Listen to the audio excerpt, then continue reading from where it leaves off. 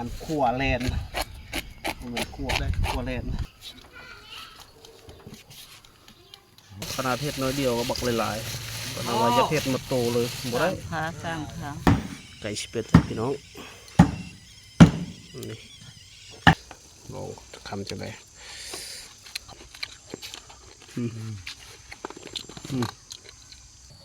ปิ้งหัวทาบีบ่หรือว่าอะไรหรือว่าก้อยหรือว่าเห็ดเลือดแปลงแลนขั้นตอนการขั่วแลนเหมือนขั่วได้ขั่วแลนต้มน้ำร้อนลวกแบบสุดขั่วแลน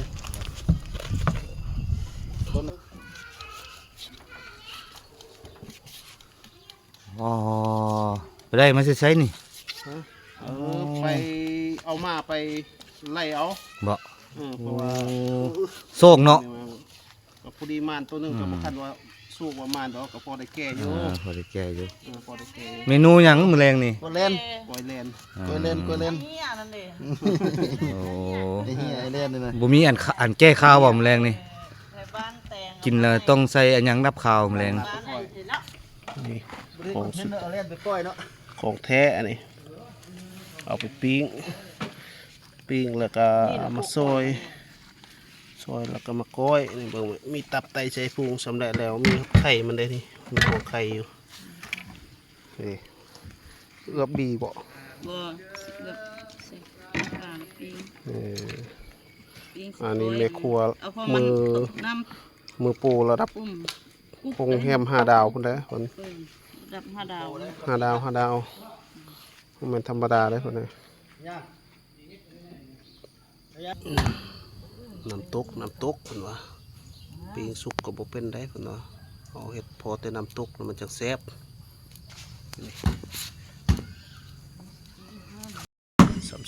ซ้ำๆไก่สเป็ดพี่น้องนี่ซ้ำเลย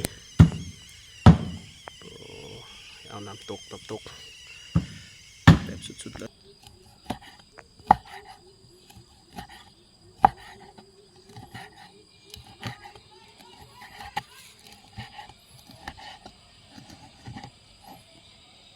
ก็ช่วยได้หลายๆแล้ว ซุปน้ำซุปบาเป็นแต่แซ่บสุดยอดเลย ใกล้ๆนี่ก็บ่มีบ่เลยใส่ สุปอาพันวาซีนเน้นๆนั่นว่าเปล่าสุดยอดสอกหากินยากได้เมนูนี้ น้อยน้อยอยู่บ้านใหม่ เชื่อเนาะ โอ้ มันไข่แล้วเพราะว่าแล้วมันอันนั้น ไข่แล้วมันกำลังเสียนั่น มันก็เลยบางทีมีไหม นั่นเลย ไม่ต้องห่วง มีไหมเหนียวนัวขาดบ่ได้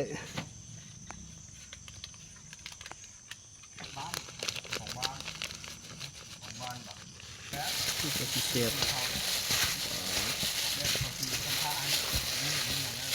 เป็นแล้วน้ำลายไหลแล้วเนาะ ลายเลยออกแล้ว ตกไปแล้วปีหน้าเพื่อจะได้กินมัน นั่น กำลังหวยไข่อยู่สีโอ้ครับก็ขนาดเทศน้อยเดียวก็บักหลายๆก็เอาไว้จะเทศมาโตเลยบ่ได้ ขาสร้างขา เอ้าแมงเม่าก็บินเข้าน้ำกินทั้งแมงเม่า ซิมดู โอ้แซ่บเลยนะดูซิก็ได้ว้าวยอดน้ำลายไหล เผ็ดแล้วกลับเอาเด้อเผ็ดดิบก็มี น้ำลายไหลน้ำลายไหลได้แล้ว โอเคค่ะ โอ้แมงเม่าโอ้ ไปเลย ลองดูสีปลาเปล่าพี่น้องซ้ำครับ ปอสุดยอด หาใส่เปียปานเบ้อ ห่านคันเทพ อาหารบ้านนอกบ้านนาเดี๋ยวนี้แหละคนในเมืองเขากินบ่เป็นดอกมีแต่ที่เฮานั่นแหละบ้านนอกบ้านนากินได้แบบนี้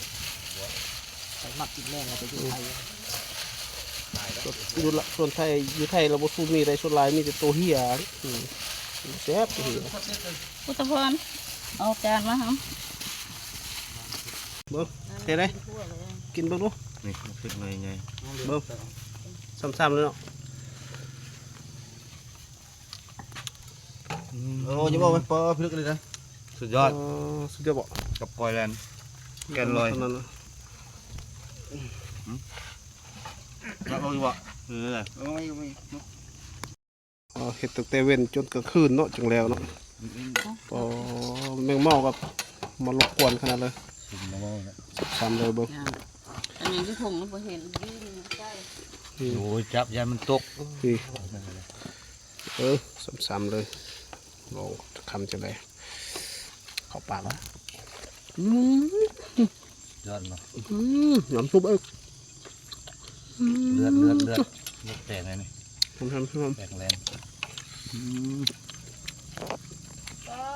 งั้นเนาะ เยอะ งั้นบ่ เยอะเยอะคือจังมะเขือกัดทำเคยผมมะเขือหน่วยใหญ่ๆเนาะอันนี้สุดยอด